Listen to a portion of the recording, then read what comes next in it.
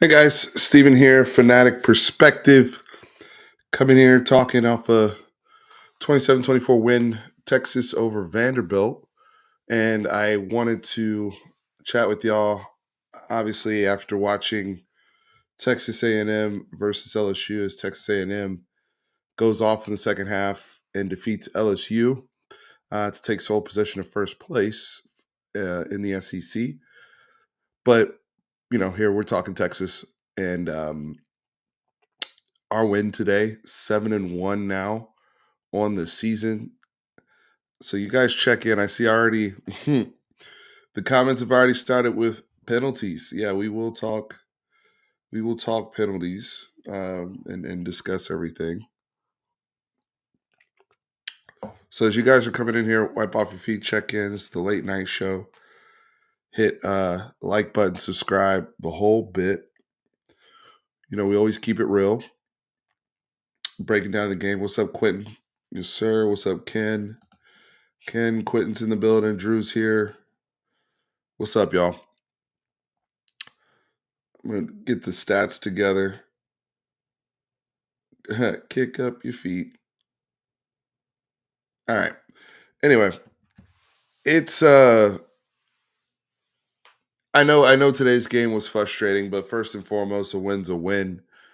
And in the nature of college football, especially this day and age, in the 12-team playoff, I cannot remind you guys enough, especially coming off of a loss, right? It is good to get back in the win column. It is good to remind ourselves we are 7-1. Sky is not falling. We beat a ranked football team on the road in their building, a team that had beaten a Bama team that was ranked number one when they played them, a team with a very, very good quarterback, one of the most competitive guys we've played all year in Diego Pavia, as well as a very dynamic scheme that is very tough to prepare for.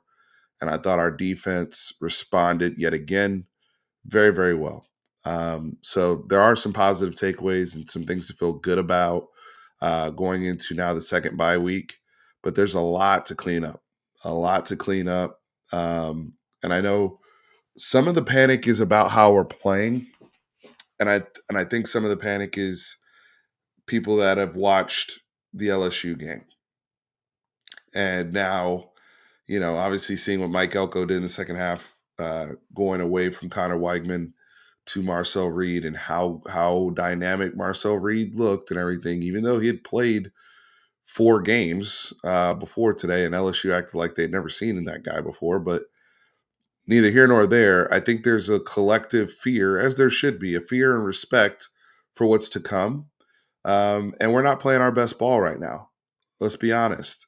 We played our best ball in September, and just from an execution standpoint, from a health standpoint, uh, from a just how competitive the games look. Now, we've gone up in competition. There's no doubt about that, right? Last few weeks played better football teams.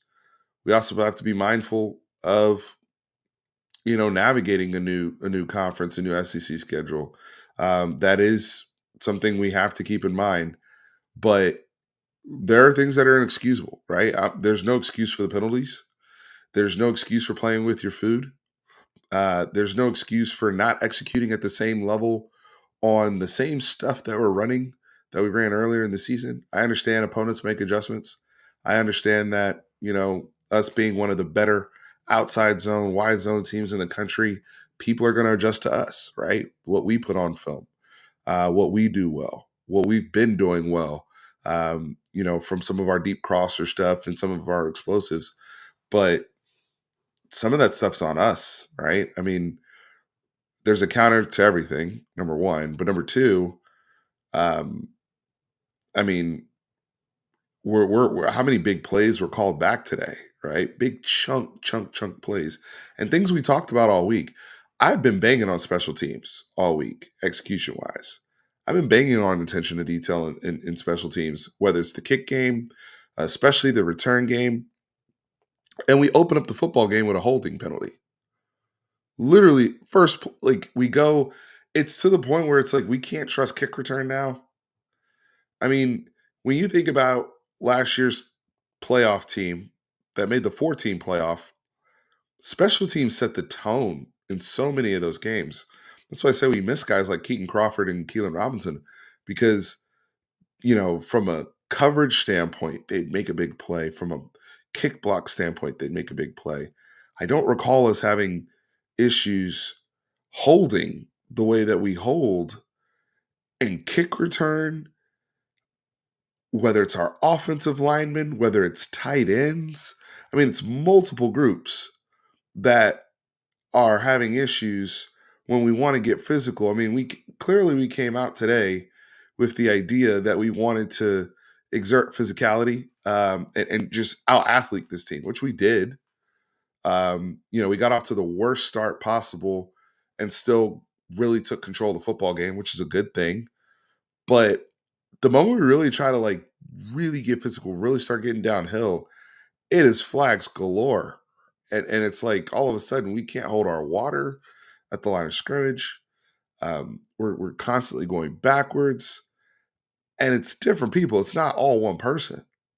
It's not all one person. So um, we'll have to talk about Quinn Ewers, right? And his performance today, which, obviously he played a lot better than he's played the last few weeks. But there are some things that I'm seeing that also kind of handicap us with him back there, as well as he played, right? I thought Quinn was one of our better football players today. So I do want to give him credit, but there are some limitations that are just inherently going to be built into this offense with him at the helm too. So we have to understand all those things. Let me get to the comments.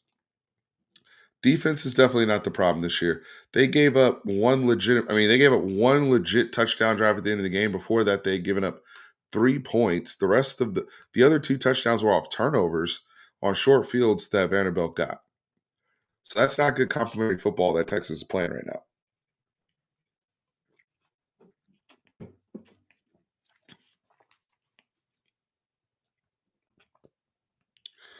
Sark gets pass happy when the run game is working. Well, I agree to a certain extent. However, it is frustrating when you have these run plays called and designed, and not only are they not executing them, they're getting called back. It's like I'm getting -10 now for running the ball. Second, 3rd and 1 turns into 3rd and 11. So I hear you, Alan, and you want to keep your foot on the gas. But again, I mean, it seems like when we get mentally of, okay, we're going to run the ball, we're going to get down here, we're going to start to maul, whether it's outside or inside, our hands seem to drift outside the pads. We seem like, I don't know. I think it's something that we really need to look at. I don't know if we need to call in some officiating or something um, to be mindful of that. Now, was every single call that I think every single call was holding or anything like that? No.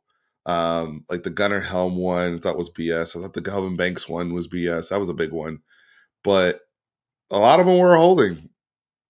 The kickoff ones have been holding. Kickoff one last week against Georgia, that's holding. It's a problem.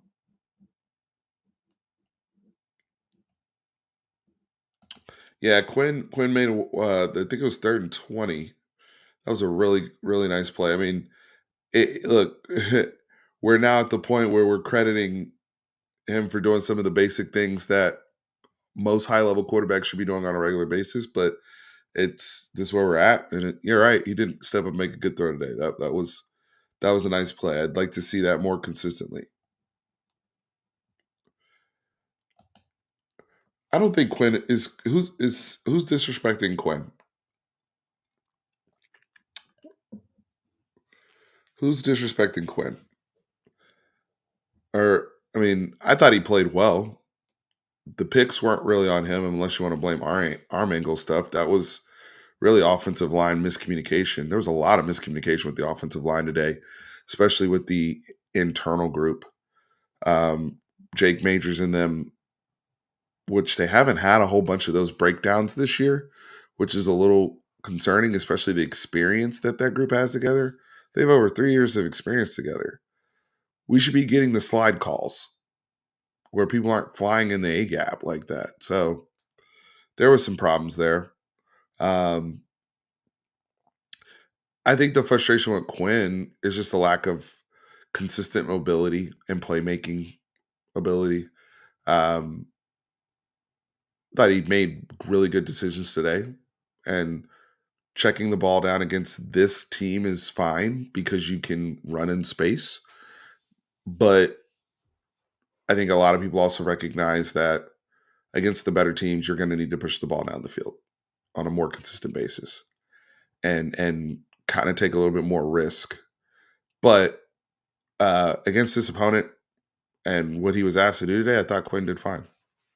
That was a very good bounce back game, in my opinion. Let's see. Trey Moore. Trey Moore had a good game today.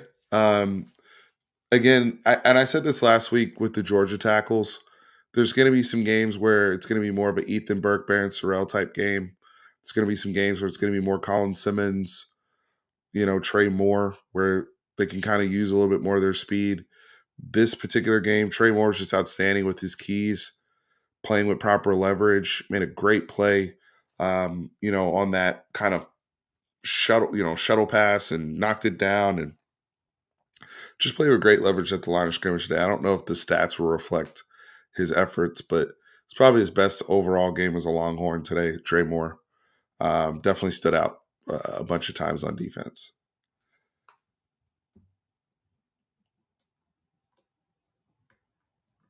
What else we got here?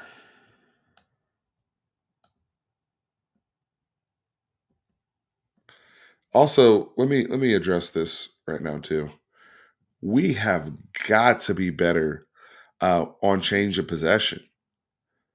So we're not scoring, and this is I don't have anything tracking beyond this, but it's just coming to mind as we're talking. We have to be better points off turnover. Points off, like we got to get points off turnover. I mean, we had what 3 points today off turnovers. The last one we kicked the field goal, the Burt field goal off the last Pavia interception. We got to do a better job because teams are scoring on us when we turn the ball over, they turn the ball over, or they turn us over. Teams are capitalizing on that. We are terrible right now when there's a sudden change of possession and we get the football. Michael Taft was responsible for 2 turnovers today. He got a pick. He forced a fumble. No points were scored off of that. That's unacceptable. If we're going to win a national championship, or if we even want to have that conversation, competing for the SEC, those are things that need to get fixed. I don't care what it is. That needs to get fixed. You have got to be cap. Those are because again, like I said, people are doing it against you. That's where you're giving up points because you're not giving up points on traditional drives. It's not like you're kicking the ball off. People are driving the ball 75 yards down the field against you. That's not happening. So if you're going to turn it over, but you're turning the other people over, that shit's got to balance out. And right now, it's not. And that's why we're in these, the position we've been in the last couple of weeks.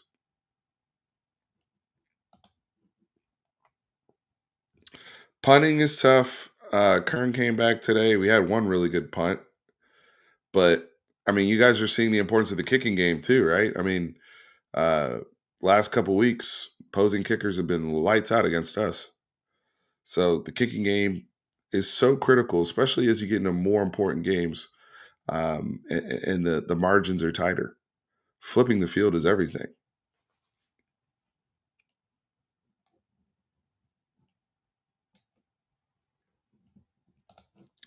JB Horn, the team as a whole is regressing. I have no doubt that Piggy and Aggie wants to fight. I don't believe our Texas team wants any part of that kind of fight. That's what they're gonna have to prove. So let's, coming up 2 weeks from now, you got Florida coming in. Um, Georgia's playing Florida next week, so we'll be there front and center watching them. But they can be dangerous. We get them at home. Then you have Arkansas. You go to Fayetteville. Last time we went there, we got our heads blown off. We should be the better team than both Florida and Arkansas, especially Florida, when we go to Arkansas, matchup, right? I mean, I feel like we're the better team, obviously, but that's going to be a tough matchup because of the quarterback and defending him, but also toughness, line of scrimmage. We should be able to score points on Arkansas and move the football with no problem. But if we're going to continue to have the issues that we're having with the offensive line and communication and inconsistencies running the football, we're going to be in a dogfight that we may not want to be in Fayetteville. And then you come back and you play another really good defensive line in Kentucky. And then after that, you get A&M. So these are these are winnable games, but these are games where you're going to expect to fight. So, like I said before, we played. To me, we played our best ball in September. So I need to see us get back to that level of execution and explosiveness. We saw spurts today. I mean, I thought in the second quarter, okay, this is the offense that I saw, that I remember. And then that was it. We go to kind of drifted off. and we ended up with 27 points. I mean, what happened to the we roll out of bed and 30 Sark team? I mean, we're some of this stuff is not even just reminiscent of 2022. It's reminiscent of 2021 when we would get out to big leads, really have a good, hold on things, and then productivity just drops. So that's concerning. Now we have the personnel to do this. We're also going to get some guys back. We're going to get Andrew Makuba back. We're going to get Isaiah Bond back. There's probably others I'm not even thinking about right now, but just in terms of the big names that I know, we're feeling that loss. Absolutely that helps us as a football team. But some of the stuff I'm seeing, it's like, the offensive line, it's concerning because, again, this is a group that's been together not 1, not 2, but 3 years. Now, Cam Williams, Christian Jones was in there, but still. I mean, Calvin Banks has played next to Hayden Connor for 3 years. Hayden Connors has played next to Jake Majors for 3 years. And we're still missing slide calls. It's a problem. And you marry that with a quarterback that can be a statue back there sometimes. That's another thing. It's not like the quarterback's going to move around and make them look better than they are either, or bail them out. They don't have that.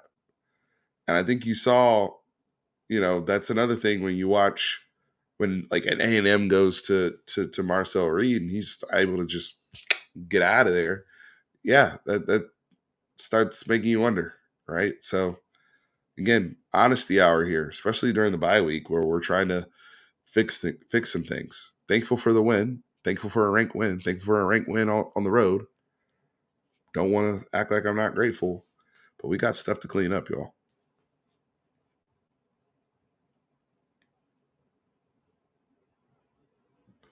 Yeah, Cameron, we are definitely holding too much. It is a problem. What's up, Nate? How we doing, baby? I'm gonna get caught up here on the chat because I've been slacking bad here. I'm just talking, but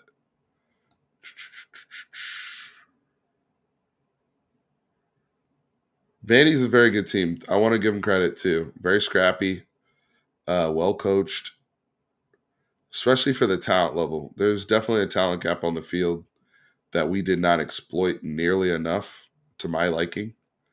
And then we get into, what we're allowed to do or how we were officiated and things of that sort.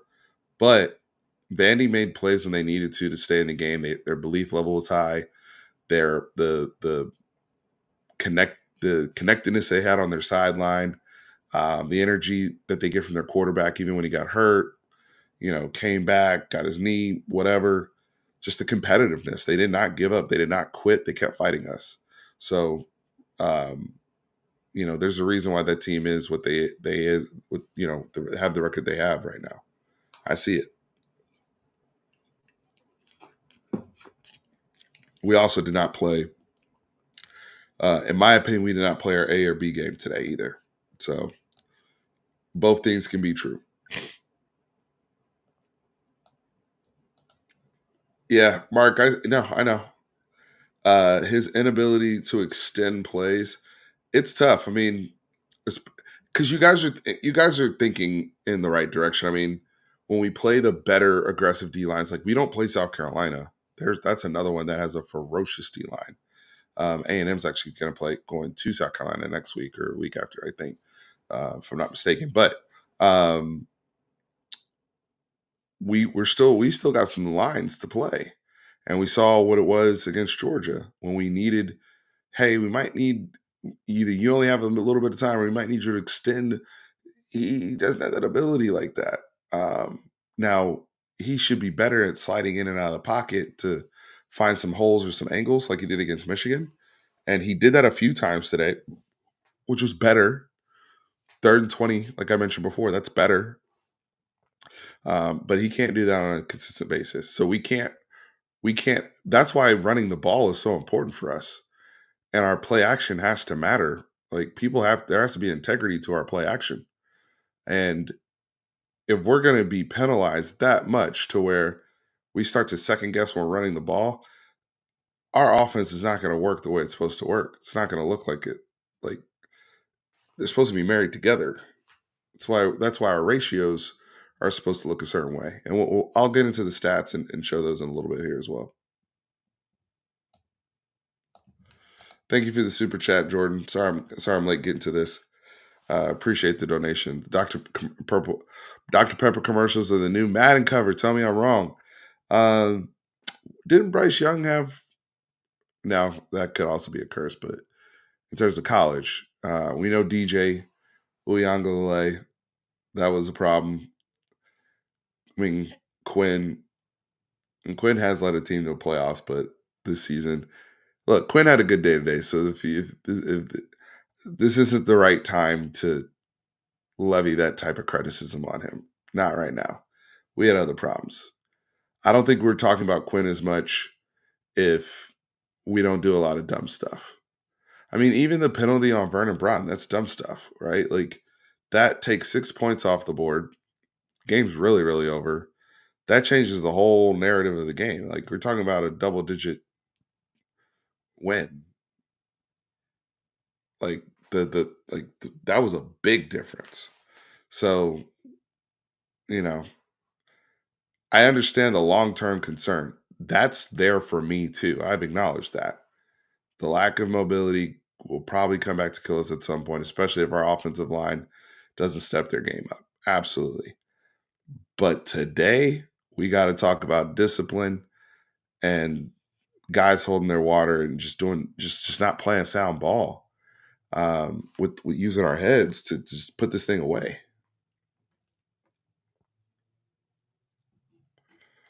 Bones said 70% of the passing yards came after the catch. That's not a good QB play. That's just Texas skill plays been better than Van. I mean, I think both things can be true. I mean, you still have to make the reads and get the balls out to guys. Even in short intermediate, you still need to be accurate so they have the ability to run after the catch, which I think Quinn Ewers did do today. Some of those checkdowns are not the easiest of throws. I know that sounds crazy, but um, now is he still missing stuff down the field? Yes. I think it was a slugger that he missed on the first or second drive, probably for a touchdown, where he ended up checking it down. So this isn't to just fully absolve Quinn of everything. Um, we've got to be more aggressive and better taking our shots down the field. But I'm not going to say it's not good QB play. Not today. No.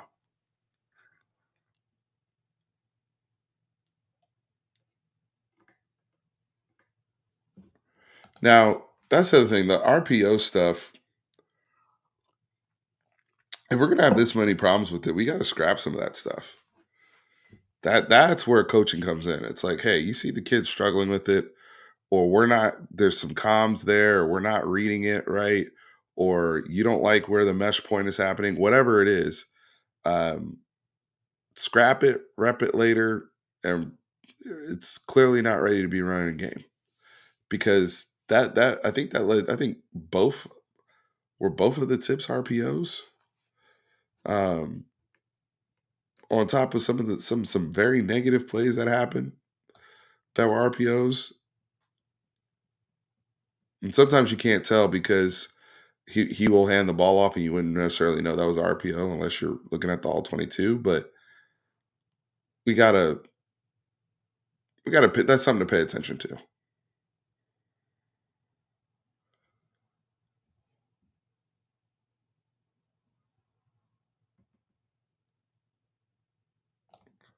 Don't get sacked going out of field goal range. Yeah. Yeah.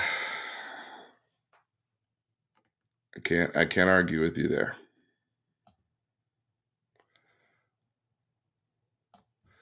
Yeah, the competition is definitely getting better. And I think again, injuries have hurt us too. But when I say we're not playing as well as we did in September, I'm just talking about from a pure, forget the opponent, just execution, right? Are people doing what they are asked to do? I understand in a one-on-one situation, if we're playing against a guy at ULM, you're probably going to win your one-on-one 9 out of 10 times. Versus if we're playing a guy from Vanderbilt, you'll probably win 6 or 7 times. Versus a guy from Georgia, you might win 4 or 5 times. I get all that. Like some things are just more about the opponent than you executing. But I'm seeing both, is what I'm saying. I think some of it is rising competition. We should expect tighter margins. Absolutely. Good opponents, guys make plays too. Pavi is going to make plays, blah, blah, blah. And then some stuff, it's like, all right, well, why is the ball getting out on time? Why are we dropping the ball? Why are we missing this block? Why are we still holding on the same damn play that we held last week against a different opponent?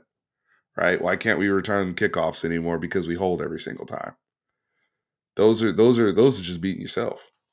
I don't think that's necessarily a competition thing, more so just doing what you're supposed to do. But I think it's both overall.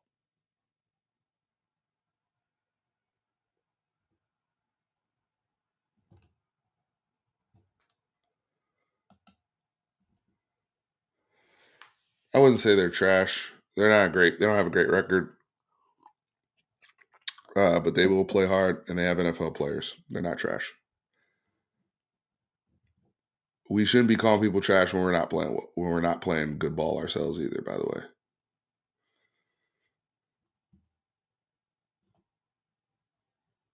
where are the Bunker Bandits? Why are we talking about next year? This is our we the punting situation is interesting. Now our guy's he's had an injury. Um and we had a different punter last week, but it really stands out when the other team has a really good punter. That's when it really stands out.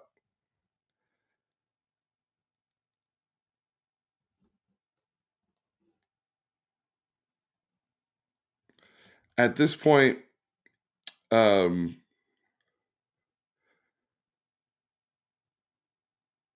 I think Cam and DJ should come back.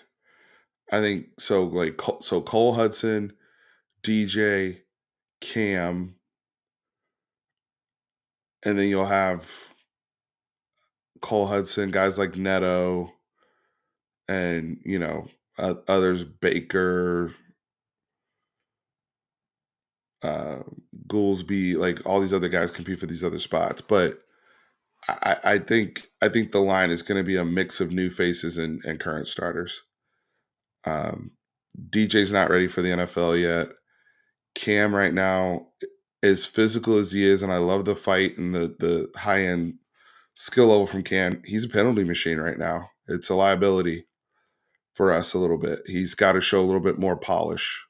I think Cam needs a little more polish, and Cam struggles with inside moves right now.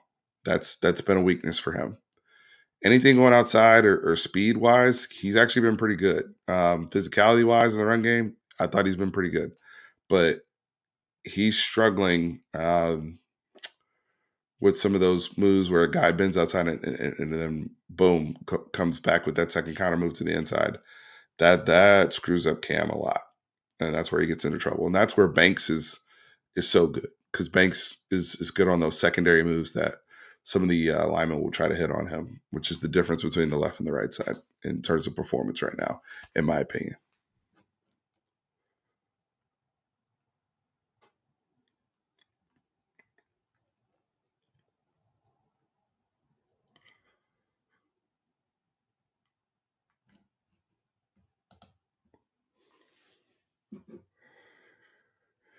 I think this is a legitimate concern. And again, how many reps? So let me ask you guys this question. How many reps has the true first team offense had together uninterrupted? Forget the running backs. Running backs aside, because we lost CJ before camp. But the people that are still available or will be available, right? Because Quinn's missed a month of the season, essentially. Isaiah Bond has now missed time. Um, you know, we've had Jaden Blue with battle his injuries. We've been inconsistent for a reason. Now you would think that some of the stuff that with the offensive line would be there would be fixed by now or built upon. Also, some guys, I don't know what's happened to some guys. I don't know what's happened to some personnel packages that we used to use that I don't see.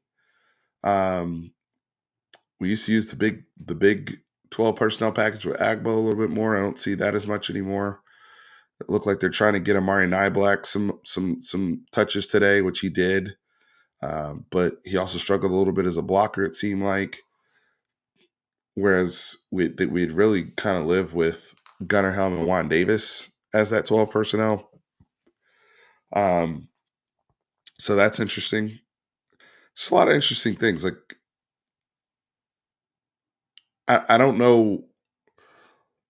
I don't know why we're struggling with that consistency element. That's something we're paying attention to come back to. But good questions.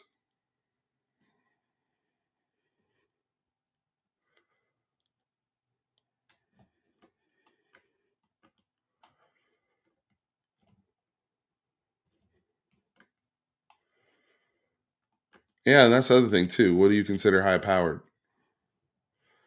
Um, because we for most parts of the season we were a high powered offense. Were not now.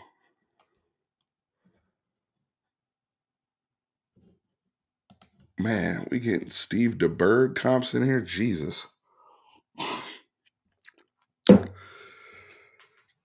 That's two old heads that Quinn has been compared to in the last week. Chris earlier brought up Bernie Kosar in terms of the footwork for Quinn. Now I'm getting Steve DeBerg comps for Quinn. That is, oof.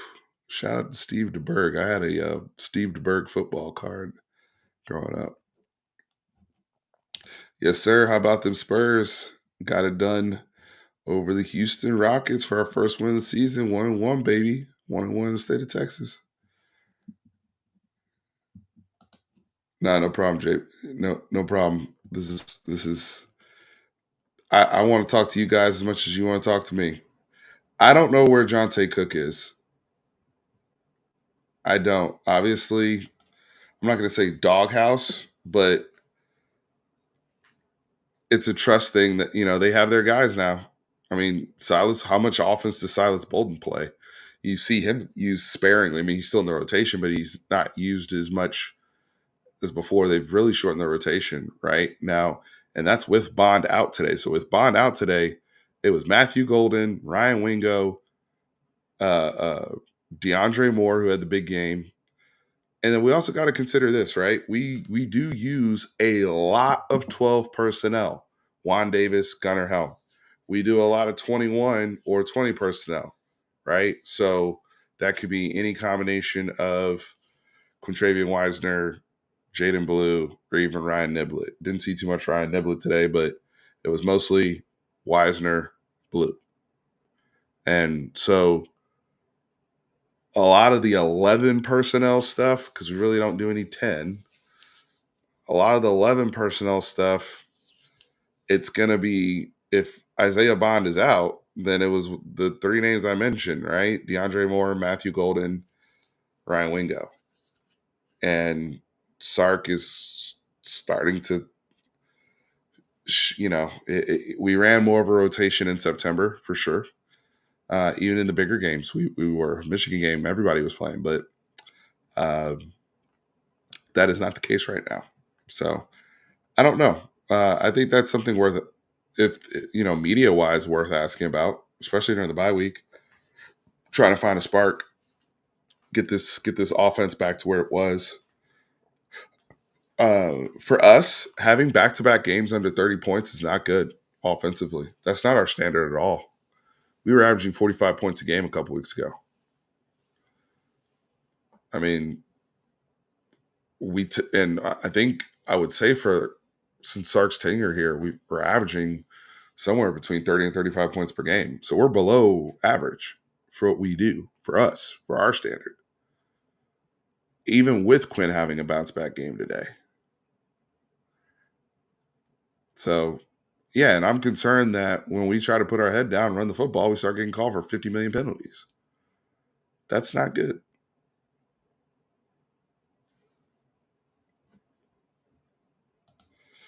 I'm not taking anything away from the Florida game for me until I watch that Georgia game. Now, I will also say this. Moving forward, especially after what I've seen tonight from multiple games, not just our game, I'm not taking anybody for granted. All I look at is the matchup. How do they match up with us, and how do we match up with them?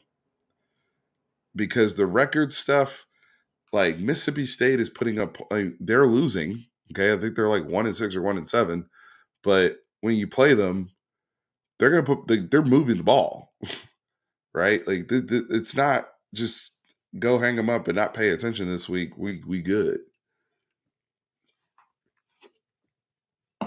and we're not handling our stuff well enough to have that type of arrogance going into a football game. Not at this point.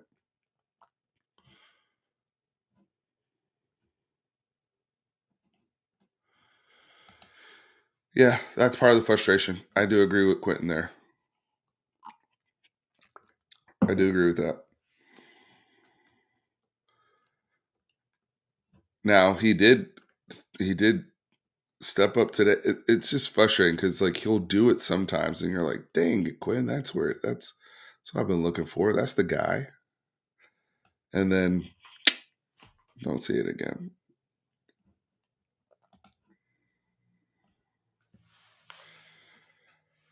When are we going to be consistent on offense? Considering Sark is an offensive guru and has more talent on offense than defense, we ain't been hitting the cylinders like we expected to be.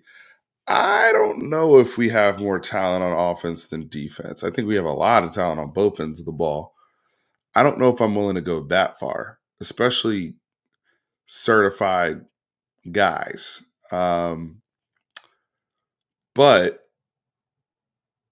point still stands. If Sark is going to get this type of credit with a year 3 quarterback, we expect even more than this. Yes. I mean, I think it's a good time to bring up the stats. So what do we have? We had what?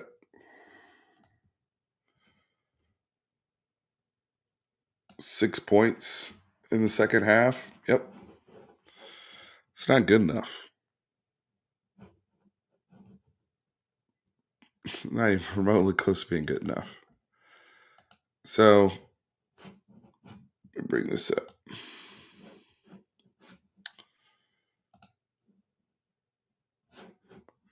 Yeah, I mean, another game defensively. All right, we'll start positives. Another game defensively, we hold the opponent under 300 yards. That's just outstanding. Another game where we hold somebody under 200 yards passing, multiple interceptions. Fantastic job.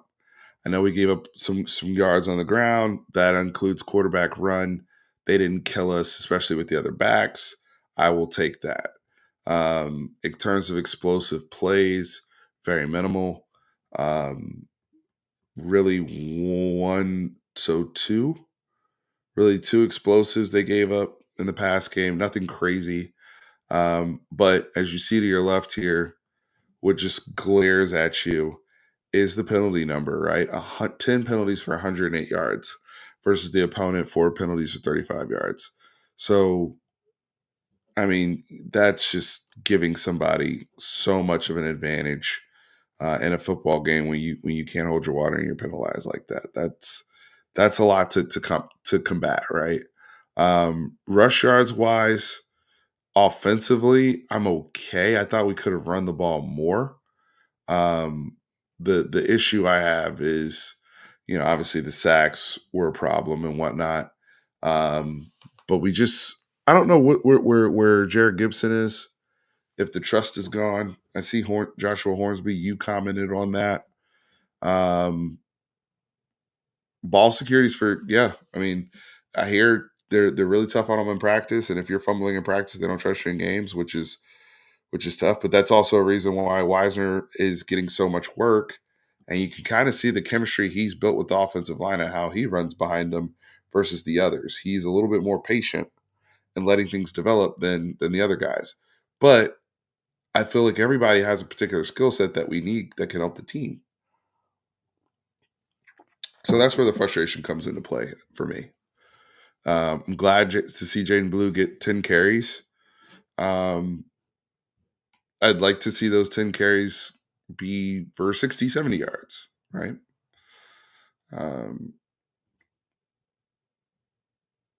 So we'll see.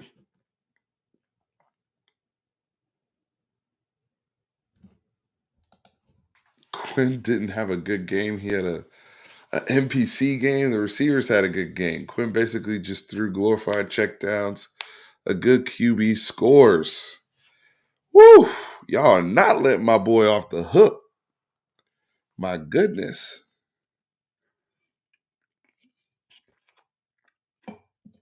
I don't know. I mean, I think it's really difficult to complete 17 straight passes in a football game, even if they're all checkdowns against a live defense. Um, he did get points early in the first half, to be fair. But to your point, didn't get to 30. Very little production in the second half, only 6 points scored. It's I think that's on the team and the staff. I think that's a collective issue. But we are a bit handicapped with him at quarterback. We just are. I don't think we'll ever see the full potential of the Sark offense with Quinn back there. I think we'll see as far as Quinn can go with his abilities within the realm of those limitations. It just is what it is.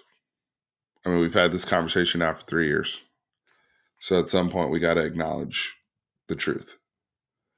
But I think what Sark said was accurate, right? If I get this, Quinn, that's good enough for us to win, or something to that effect, right? Like that's all I need. He shouldn't need Quinn to be a superhero for us to win, or else we're not as talented as we think we are. Consider that, right? If we think this offensive line is so good and we think we have all these weapons at receiver and all these versatile tight ends and all these great coaches on the staff, then Quinn shouldn't need to be the 2010 Cam Newton or something to get us out of situations either. Even 2023 Quinn, for the most part, I can win with. Now the Quinn we had the last couple weeks, that's not not going to work. But I'm not going to just throw everything at his feet and leave it there when the ineffectiveness in the run game and the blocking when we're breaking off massive chunk runs and then nothing comes up and we're now moving the chains back and walking backwards. That's hard. That's hard. What's up, Bean? Thanks for the super chat. Offense isn't answering the call. 2 picks and forced fumble, and offense only got 3 points from it. Now, no, we're not playing complimentary ball, my brother. That's frustrating for me. I mean, it used to mean something when you go out there and it's like, damn, we just got the ball back, defense graded. Let's reward, Mookie and them for getting the rock back. You know what I'm saying? Like, that was tough. We got great field position. Let's take advantage. And to just immediately get the ball and go backwards, um, or not execute, or be sloppy ourselves. That's why I said it was a very sloppy win. There's so much to clean up on, because you see how aggressive teams are when we turn the ball over against our defense, right? Like, when they get back on the field, they're going for blood. Those, it's like hockey, like power play opportunities. Like, these are rare opportunities where we really get to just strike on an opponent and really, really flip the game. And we have not had that. I'm gonna say it. It was something that was talked about last year, that killer instinct to really go and say, hey, you turn the rock over against us, that's 7. You fumbling your territory against us, that's 7 going the other way. You better take care of the football. We got to make people pay. Right now we're paying other people, but we're not making people pay us for those mistakes. So, great comment here, Bean. I appreciate the donation. I really do.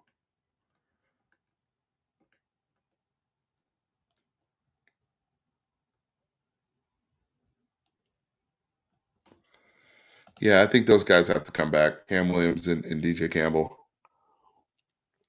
By the way, there's nothing wrong with that. That's normal offensive line development. Very rarely, you have to be very polished to leave it, like Kelvin Banks. Most guys, though, need seasoning and are going to go through these growing pains. Their bodies, I mean, think about the metamorphosis they go through in college, from being a high school offensive lineman to a college offensive lineman to potentially NFL offensive lineman. Their bodies go through such radical transformation. I mean, how much does a corner change other than just adding some core strength, or a receiver, just, kind of filling his frame out, right? Like, a back too. Like, it's different. It's real different. So I do have some empathy there in terms of their development process versus others. However, these two are not playing consistently good football enough, to me, to warrant looking at the NFL next year, or else I think they'd be doing themselves a disservice based upon where they could go, staying at Texas under Kyle Flood and continuing their development plan. That's just my opinion.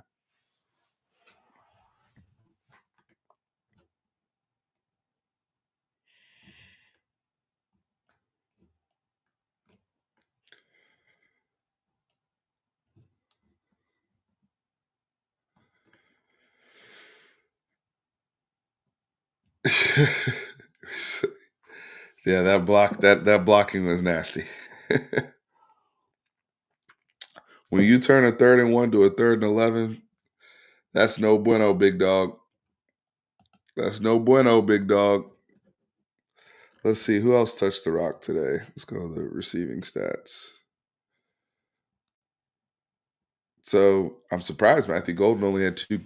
I know we had the touchdown catch, but that was after that he only had 1 other catch. Ryan Wingo has been more of a possession guy recently. The stuff, we just haven't hit him downfield, or it's been really tough one-on-ones. I know he got 1 pass interference call the other week, but that production has kind of tailed a little bit. Uh, they've made an effort to try to get him the ball a little bit early in games, like whether it's a screen or whatever. But in terms of some of the downfield things he was doing, with Arch, or even earlier in the season with Quinn, we're not seeing that being executed with Wingo recently. So something to keep an eye on as he also bounces back. But Gunnar Helm, I mean, I made the video early before the season started, talking about most important players on this team. I don't know how many people remember me saying how critical Gunnar Helm would be in big games. Now he's just showing up every week now, and just his stock continues to go up. Um, DeAndre Moore Jr., he's just continued to impress me. 6 catches today, 97 yards, 2 touchdowns. Just competing. He brings a great energy. He has that Jordan Whittington football player mentality. Whatever it takes for a teammate, we'll lay it on the line. But he's also really freaking talented, guys. There's a reason why he was such a coveted recruit just a year ago when we signed him. So I'm happy to see him breaking out at Texas and starting to really take advantage of his opportunities, whether Isaiah Bond is in the lineup or not.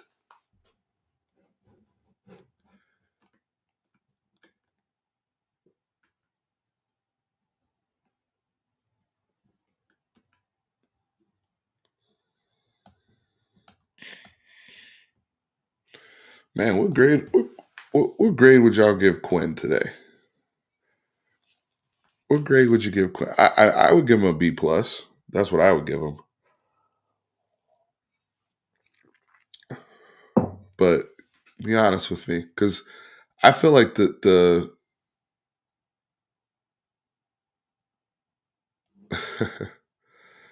I see you, John Mosey. I see you. I was I don't know. Y'all tell me. I have some questions.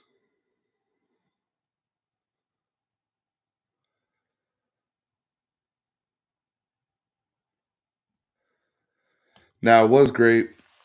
It was great to get the offense moving again. Just not being super stagnant. Coming out trying to establish a run, so that was good. But we've got to get better. Special teams needs to get better too. Let me get over to the defense. So Anthony Hill, Jelani McDonald. Let's talk about Jelani McDonald. Thought he was really good, really physical today. He had been playing quite a bit recently, even before the Makuba injury, but now obviously filling in, playing a lot more reps. Just looked like just had just see ball hit ball with his athleticism and explosiveness, coverage abilities. I thought he played very very well today from my initial eye test. Jalen Gilbo obviously got beat on contain to Pavia in the first one. I thought he did a great job when the ball came his way the second time later in the game, stringing him out to the sideline and maintaining proper integrity. Hopefully, his lesson is learned and it doesn't give that up again the rest of the season, but you never know. And then we have our big boys up front, who I thought Lole had a really good game again from what I saw from him. Bill Norton, I know, had a big stop at one point. Alfred Collins, yeah, Lole brought it today. He's brought it the last few weeks. I've been impressed with him. Stats won't reflect what Trey Moore did today, but he was really really good, very disruptive, and I thought he was responsible for a lot of negative plays.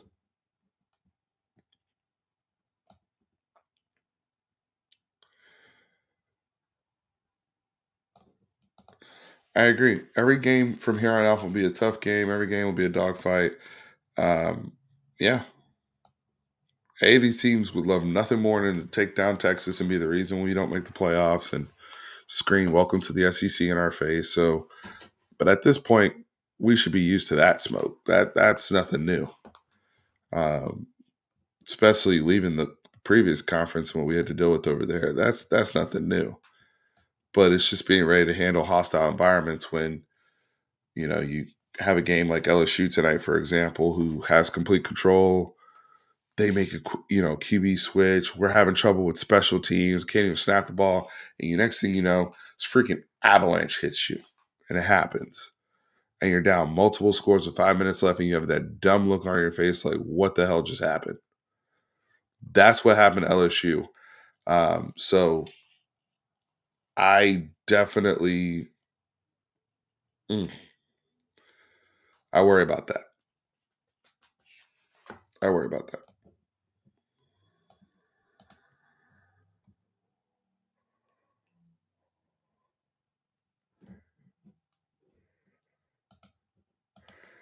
What's up, Lando? Nah, that's not the look Quinn has. Stop it, guys. Stop it. Stop it. Thanks for the super chat.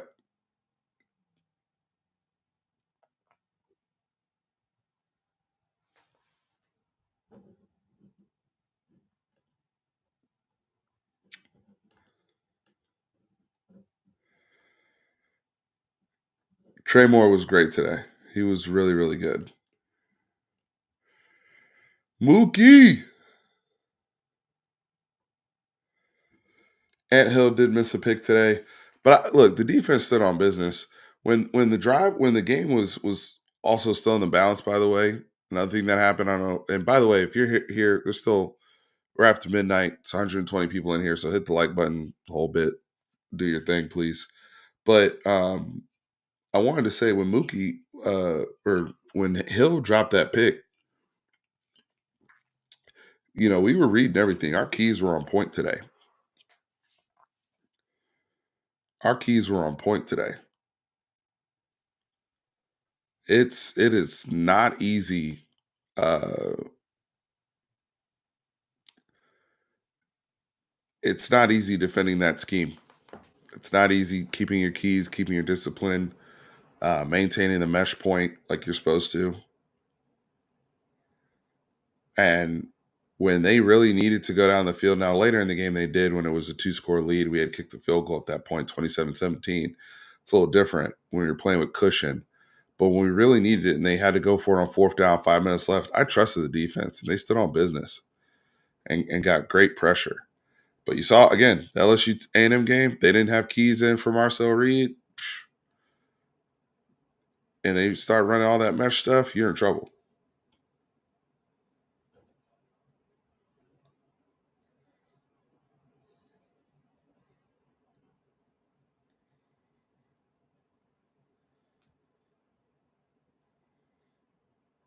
Kobe Black played well. I like how he attacked the receiver. He has great size for a corner as well. Just natural size, physical. He impressed me today. I like how Kobe Black played. Jelani's we got players, man. Jelani's a player. Kobe's a player. Um, I think some of the other younger guys are going to come along too.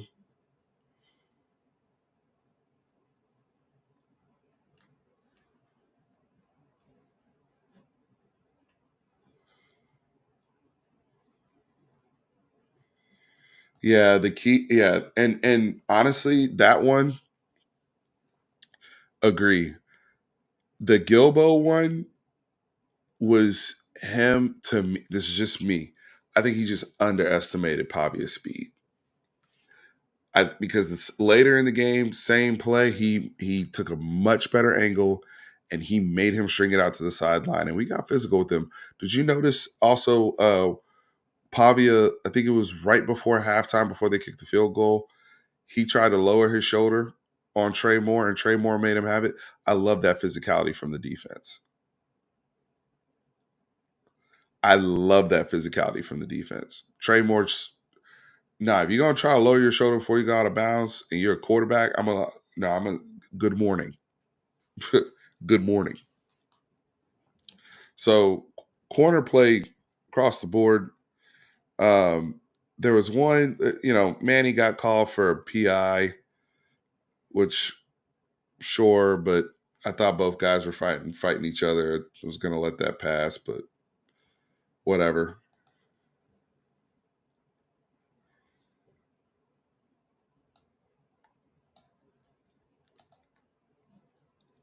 Pavia's good. It's a fun football team. They have a fun scheme. It's the right scheme you should run if you're a team like Vanderbilt, where you're going to be undermanned in recruiting. You're not going to have the same personnel, but you want to try to be competitive as much as possible in your conference. And kudos to them, right? That's that's the type of scheme you got to run. Those are the type of players you're going to have to get in the portal, and it's giving them a chance to have a good product. Nashville's a fun city to go to regardless, but now you have a football team there that people can be proud of and put a good product on the field in the SEC. That's a win-win. That's a win-win.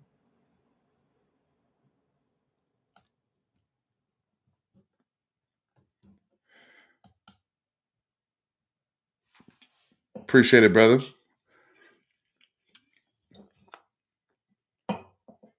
Yeah, he those are learning things. Cause they have been hammering that to him in film study and in meetings all week. Hey, this guy can get the edge on you. Hey, even in the Bama game, right? I'm sure they watched some of the Bama tape and saw him running. You'd think he'd you know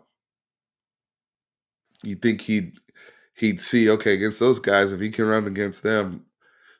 But you got to see it sometimes to believe it yourself. So good thing is we made the adjustment. It didn't kill us. We got the dub.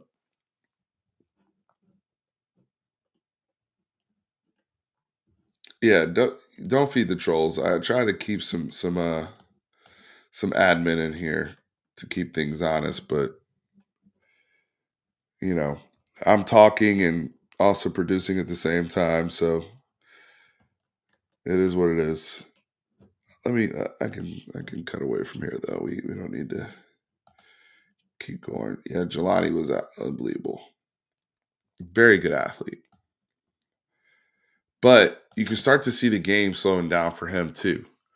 And more confident. The communication, verifying what he's seeing with his teammates, and it helps when you're lining up next to Gilbo, who's played a lot, Jade Barron, who's played a lot, Jade Barron, who's also played their positions. And then on the other side of you, behind you, is Michael Taff. So you have sound, almost coaches all around you to help verify information and what you're supposed to be doing, which allows guys like Jelani McDonald to plug in right away, play fast, and be effective for us, whether it's run fits or cleaning up in the pass game.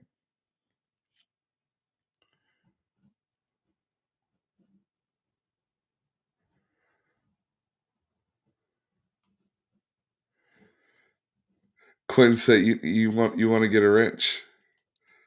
Start monitoring start booting people out the."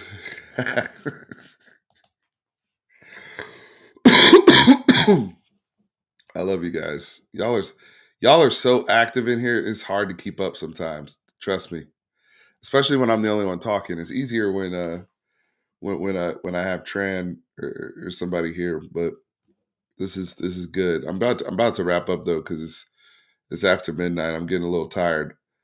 Um, yeah, that's all it is. I see you too. He definitely underestimated his speed, 100%. That's okay. It happens. Let me ask y'all this. Let's I like to talk big picture stuff.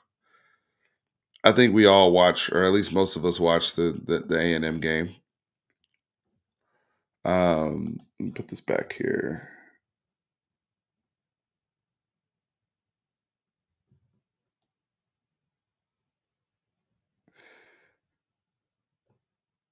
Yeah, I don't know how y'all do it with the 300,000 people. That's when it has to be like super chats only. Like, eesh, it's a lot. Shut up, Drew. We got to win tonight. Jesus. Wimby had some conditioning challenges on Thursday, but we look good tonight, baby. Handle it. We thwarted off. We held off the Rockets. Go look at what Wimby did to Alfred Sengun, okay, and Jabari Smith tonight. Go watch that tape. Marlon, the scorching hot take. Marlon, can you give me an honest assessment of how Quinn played today?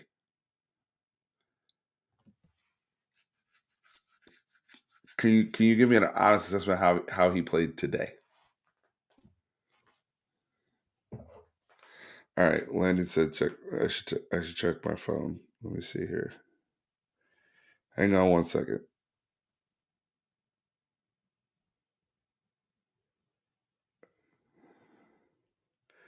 Where is Jerrick Gibson? Is- I'd like to know where he is. I feel like he fumbled once, and then he was like, they were like, good riddance. You're out of here. Um, but Marlon, in terms of how Quinn played today, I want to hear your opinion. But I know why you're saying Arch is going to finish the season. I know why you're saying that. Mark, thank you for the super chat. I appreciate it. This is a really kind comment, really kind feedback. Appreciate it. Quentin, this is double what you normally send. Thank you.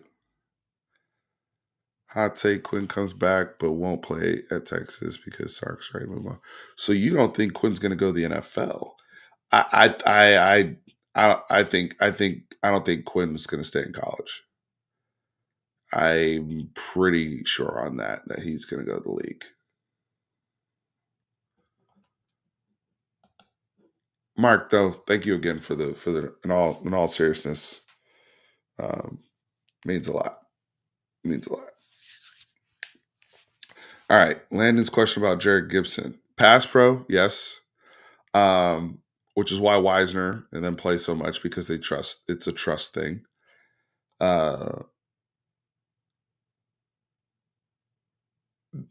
Yeah, he definitely. I mean, but I see where you're going, man. I mean, in terms of that downhill element and also just that thump. I mean, again, watching A&M tonight, which is one of the better running teams in the SEC, Le'Veon Moss and Amari Daniels, Jerrick Gibson. That's what Jerrick Gibson looks like. More like that, right? Um, that's what CJ Baxter looks like. I mean, they also had Reuben Owens, um, who they lost. We lost CJ Baxter, but they still had Le'Veon Moss and Amari Daniels. We have Jaden Blue, Quintravier and Wisner, our guys. But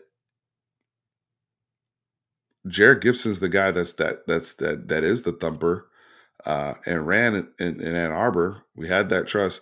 I think we also got to at some point say, look, what we thought we knew back then is not what we know now. Things have changed, right?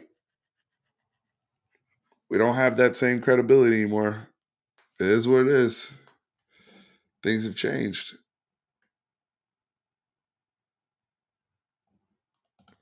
All right, I got Marlon's comment. Honestly, he was popping in the first half. He was great in short game and versus man, but we need a quick decision versus the blitz and third and long versus zone.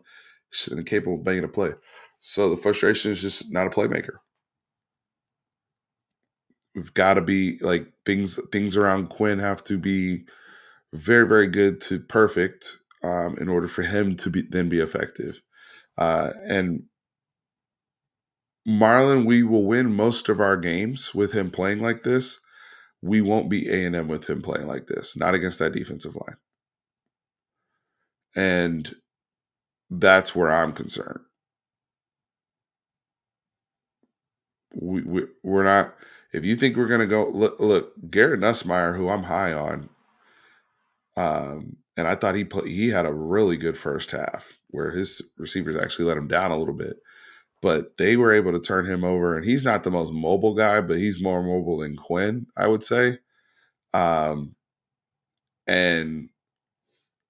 Shamar and them boys and Nick Scorton, DJ Hicks, they got after it. And that's against a really good LSU offensive line, an offensive line that is comparable to our offensive line.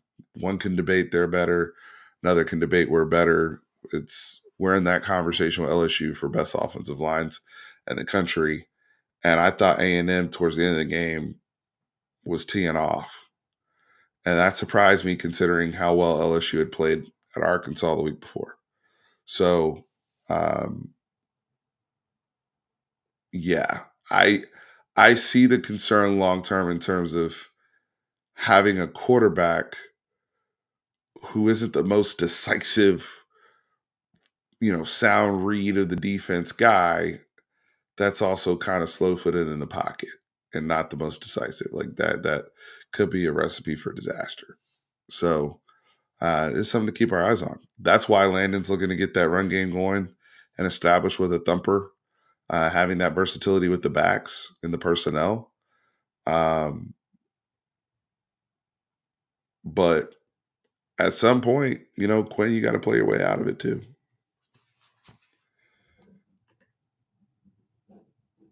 So I see where you guys are coming from. Mark, thank you for the donation. Appreciate it. Quinn's trying, man. He's trying.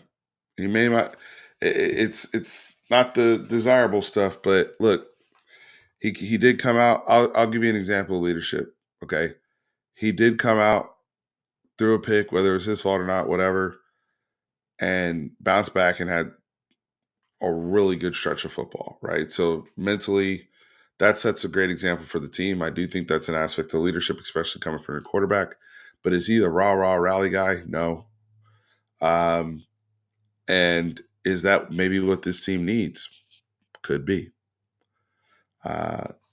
But I think we can win a lot of games if Quinn plays the way he did today.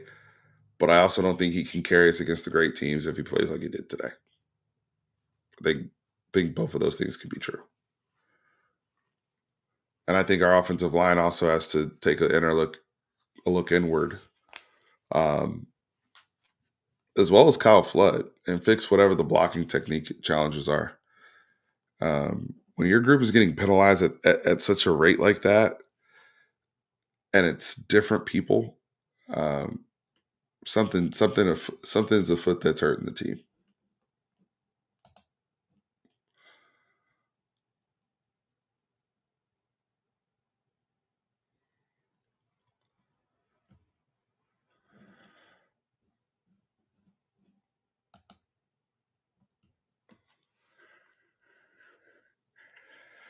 Sadly, I agree with you, Marlon. I it's yeah, it's when you yeah, I'll leave it at that. I think those two have separated themselves. Um, those are your two obvious first rounders. I think everybody else is questionable. At one point, Carson Beck was in there. I don't think he is now. At one point, Jalen Milroe was in there. We'll see. Quinn was in there. We'll see. Um, but the two that have shown that they can carry a team, that they can step into throws against pressure, play behind a bad offensive line, not get happy feet, stay poised, high football IQ, have those intangibles, and be creative and make plays. That's definitely Shador Sanders and Cam Ward. After that, because if you put either one of those dudes behind this with this Texas group, oh my God. Oh my God. If you put Shador in this offense or Cam, Jesus Christ, it'd be like 2019 LSU. That's the difference. That's the difference.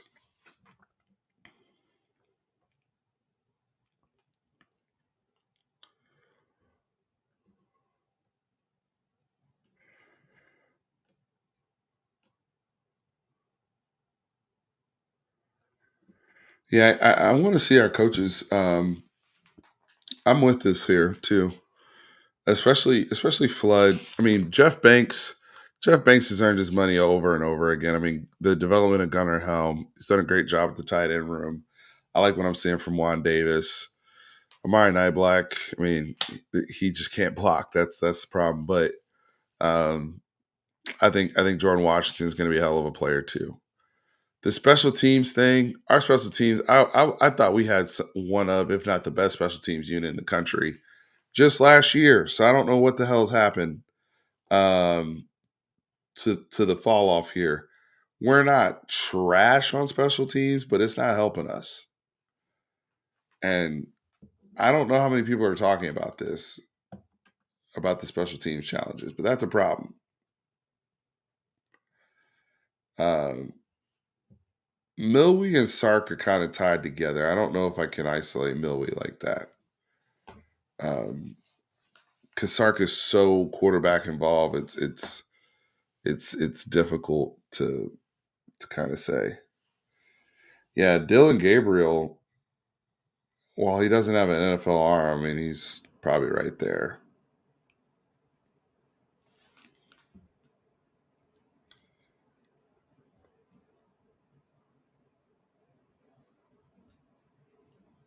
Dart is better than you.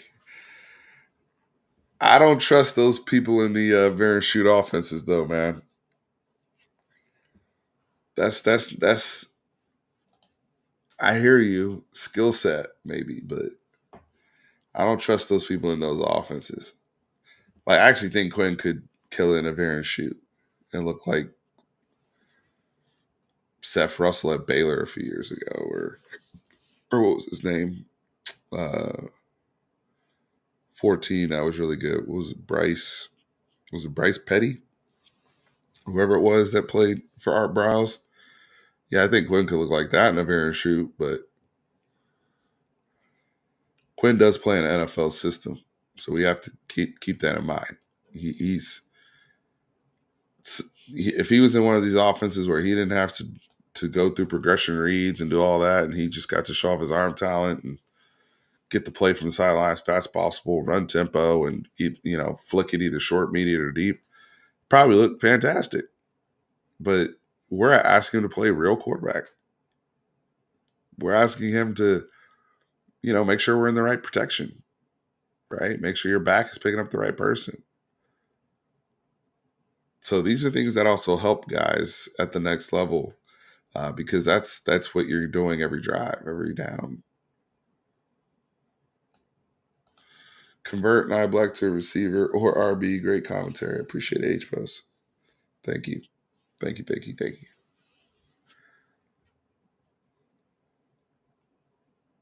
Why are people talking about OU in here? They got their own problems.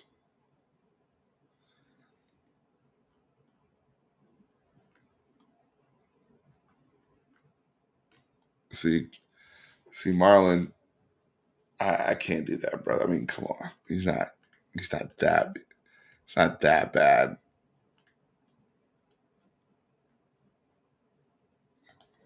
He's not that bad.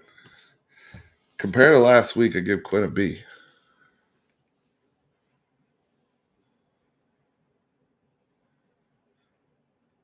That was a much better effort. Still missing some stuff.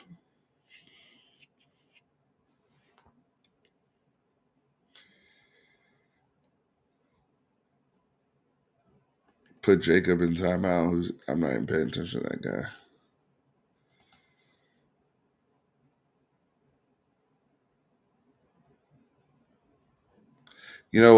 My co-host on SEC Connect, Ty Hayes, he says it all the time. Quinn Ewers is a part-time employee. That's the type of stuff he's talking about. That's the type of stuff he's talking about. It's really just playing dominant football the whole game, right? Not just, oh, he looked good in the second quarter, or he looked good before halftime, or oh, he looked good in the third quarter. It's balling out the whole game, like all the other guys that are. I mean, Ty says that all the time. And the older they get, the more experience they get, the higher level I critique you at. I'm not critiquing Quinn as if he's a freshman anymore. No, that's not the same level I'm holding him to. Just like not the same level I held him to last year as a year 2 player. You're a year 3 player in this offense. Year 3. This thing should be humming with a certain level of proficiency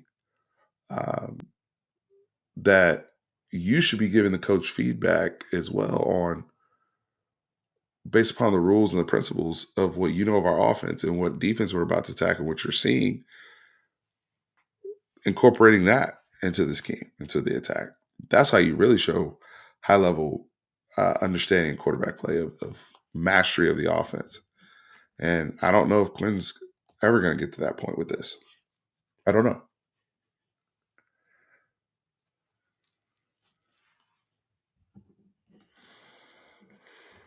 All right, y'all. I am getting ready to wrap up here. It is 12:30. I am tired. I will be back. There's a lot to discuss over this bye week. Y'all get your rest. I will get mine. I think a lot of people are concerned coming off of that. Now that you've seen A&M make their move and everything, but right now for Texas, it's handling one game at a time. after this bye. Remaining 4 games, finishing really strong, and have an opportunity to potentially go to Atlanta for SEC championship game. That's all we can control right now, because A&M's flying high right now. They could very well go lose in Columbia, South Carolina, to very, very good South Carolina defense, and I would not be surprised. I also wouldn't be surprised if they went down there, handled their business, and won by 21 or more with the momentum. So that's how crazy this college football season has been. But in terms of our internal collective horns, I'm going to say it again.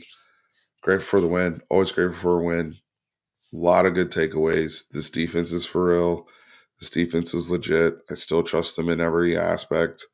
But we got work to do and trust to build back with the offense and just lack of consistency. And where can we get that spark from? Where can we get that juice from? And then ultimately the consistency of Quinn Ewers and not being a part-time employee anymore and being a full-time guy, and running this offense to the best of his abilities and really looking like a true disciple of Steve Sarkisian in year 3. So those are my last takeaways. Make sure you hit the like button, subscribe, the whole bit. I really appreciate y'all. And remember, horns always up. Hook 'em.